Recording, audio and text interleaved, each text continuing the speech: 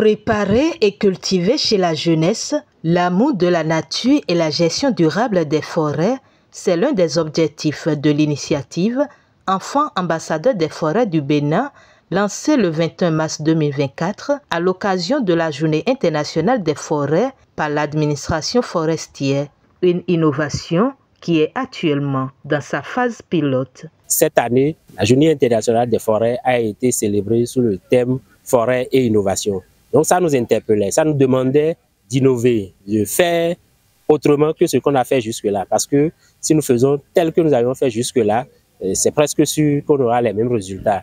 Et c'est ainsi que nous avions porté nos réflexions. On a vu qu'une de nos innovations serait de faire en sorte qu'on commence par maintenant interpeller ou intégrer, former la génération qui va nous succéder pour que les choses changent. Parce que lorsque les gens sont déjà adultes, ça devient plus compliqué de changer leur comportement. Mais dès le bas âge, on peut changer les comportements. Donc c'est à partir du mot innovation qui est apparu dans la célébration de la Journée internationale des forêts que l'initiative est née et elle a été portée. À travers le Bénin, une cohorte d'enfants a donc été mise en place et le processus est ici développé par le directeur du reboisement et de l'aménagement des forêts. C'est une initiative qui a pour vocation de mettre en place dans chaque département du Bénin 2 écoles, une école primaire et un CEG bien sûr, 2 écoles à l'intérieur desquelles des enfants au nombre de 15 minimum seront choisis pour être ceux-là qui portent le message de la bonne gestion des forêts, le message de la culture de l'arbre, le message de l'entretien des arbres, le message lié à tout ce qui est vert. Et pour y arriver, c'est que ces élèves ou écoliers, ces apprenants, sont encadrés par un couple de forestiers et d'enseignants. Donc l'enseignant est désigné parmi ses pairs au niveau de l'école où les enfants ambassadeurs ont été choisis et le forestier qui couvre la localité est choisi, désigné par le chef d'inspection territorialement compétent pour qu'il puisse encadrer les enfants. Et donc, il y a un certain nombre de modules qui sont définis par rapport à cette initiative. Il y aura d'abord de l'apprentissage de ce que c'est qu'un arbre, comment est-ce qu'on cultive l'arbre, comment est-ce qu'on entretient, et quels sont les divers métiers qu'offrent les arbres, tout ce qui est vert, couplé avec de la visite de terrain, la visite de chantier. Donc, il y a tout ça là qui est pris en compte dans le programme que nous sommes en train de développer avec les enfants ambassadeurs des forêts. Et à terme, c'est que lorsque tous ces apprenants ont appris tout ce que nous leur avons enseigné à travers la formation théorique et pratique, chaque école d'enfants ambassadeurs est appelée à élaborer aussi un projet. D'abord, ils seront aussi encadrés sur comment est-ce qu'on met en place un projet de manière très simple, sur un format très simple. Et donc, lorsqu'ils élaborent ce projet, tous les projets seront financés pour cette phase pilote. On ne veut pas mettre les enfants en compétition, mais nous voulons faire en sorte qu'on sache que c'est travailler ensemble qui donne la réussite. C'est pour ça que nous ne sommes pas dans une optique de sélectionner des projets qu'on va dire projets meilleurs. Mais tout projet qui sera élaboré, on va recadrer le projet, redimensionner pour qu'il soit financé. Donc tous les projets seront financés. Ainsi, on aura financé au minimum 24 projets à travers tout le pays parce que ça fait 2 écoles par département, fois les 12 départements du pays, et ça nous fait 24. Mais nous sommes déjà au-delà des 24 parce que très tôt, l'initiative a été portée par un certain nombre de nos partenaires techniques et financiers. Je veux parler notamment du programme des Nations Unies pour le développement qui a pris l'initiative.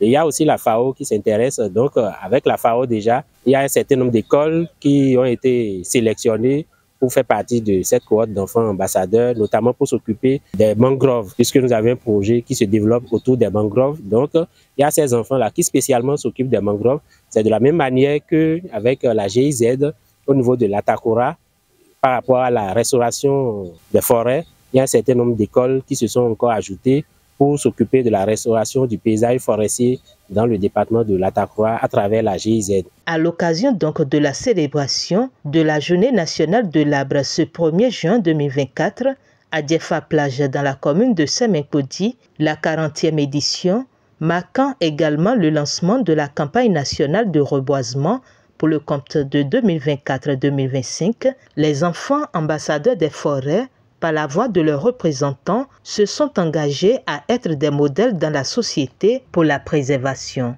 des forêts. C'est avec une grande émotion que je prends la parole. Ce jour, 1er juin 2024, au nom des enfants ambassadeurs des forêts de l'Ouémé et du Bénin. Chers parents, l'évolution du couvert forestier mondial est un indicateur essentiel pour évaluer l'état de santé de notre planète. Les forêts jouent un rôle crucial dans la régulation du climat, la création d'habitats naturels, le recyclage des nutriments et la stabilisation des sols. Cependant, chaque année, les forêts disparaissent à grande vitesse. Actuellement, près de 4 milliards d'hectares, soit environ 30% des terres émergées, sont recouverts par la forêt dans le monde. Cependant, cela ne représente que la moitié du massif forestier qui existait il y a 11 000 ans au début de l'agriculture. Ce qui veut dire que la déforestation ne date pas d'aujourd'hui. Entre 1990 et 2000, la perte des forêts mondiales au cours de la décennie est estimée à 94 millions d'hectares, comprenant la perte de 130 millions d'hectares dans les pays en voie de développement et un gain de 36 millions d'hectares dans les pays occidentaux grâce au reboisement naturel des anciennes terres agricoles. Le constat alarmant qui se fait est une évolution négative des forêts au niveau des pays en développement contrairement à ce qu'on observe dans les pays développés.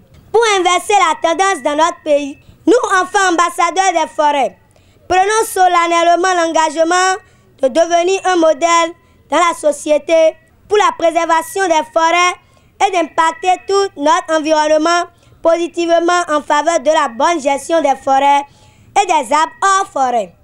Chères autorités, chers parents et chers amis, nous voulons aussi vous inviter tous à planter beaucoup d'arbres et à bien conserver ceux qui sont dans les forêts pour que notre génération et celles qui vont nous suivre puissent jouir pleinement du bienfait des arbres et des forêts. Nous voulons aussi avoir la possibilité de continuer à étudier les forêts pour la nature et non dans les livres. Permettez-nous de cohabiter avec la nature. Innovons pour restaurer ce qui est dégradé. Comme le souligne le thème de la Journée mondiale de la biodiversité de cette année, contribuons tous à la mise en œuvre du plan. Je m'en vais clôturer mes propos en vous exhortant, chères autorités, parents et amis, à défendre avec nous notre cause noble de préservation des forêts en participant activement à toutes les activités de reboisement et de restauration des forêts. Un engagement suivi d'un autre message à l'occasion de la Journée mondiale de l'environnement célébrée le 5 juin 2024 dans un établissement scolaire et organisé sous l'égide du système des Nations Unies au Bénin. La coordonnatrice du système des Nations Unies était là. Nous avons porté ce message des enfants ambassadeurs. Et les enfants ambassadeurs eux-mêmes portent leur message.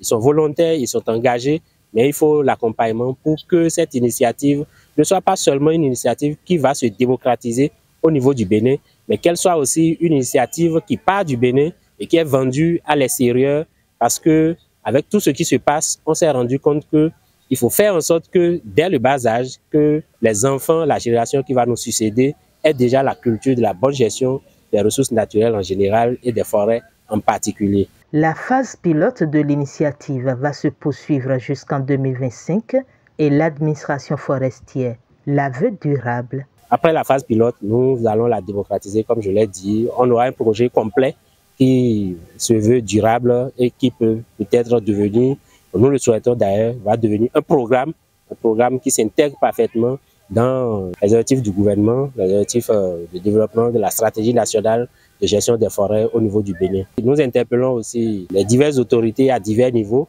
pour dire qu'il y a une fenêtre qui s'offre pour que chaque école puisse avoir un parrain. Donc, ils peuvent bien se rapprocher des inspections forestières pour que ceux-là leur disent quelles sont les écoles qui sont déjà présélectionnées.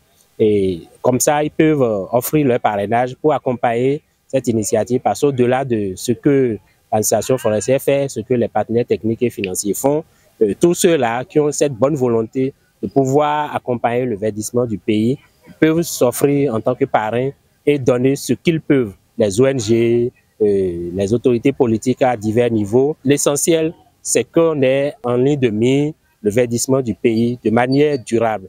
C'est ça le message que je vais porter.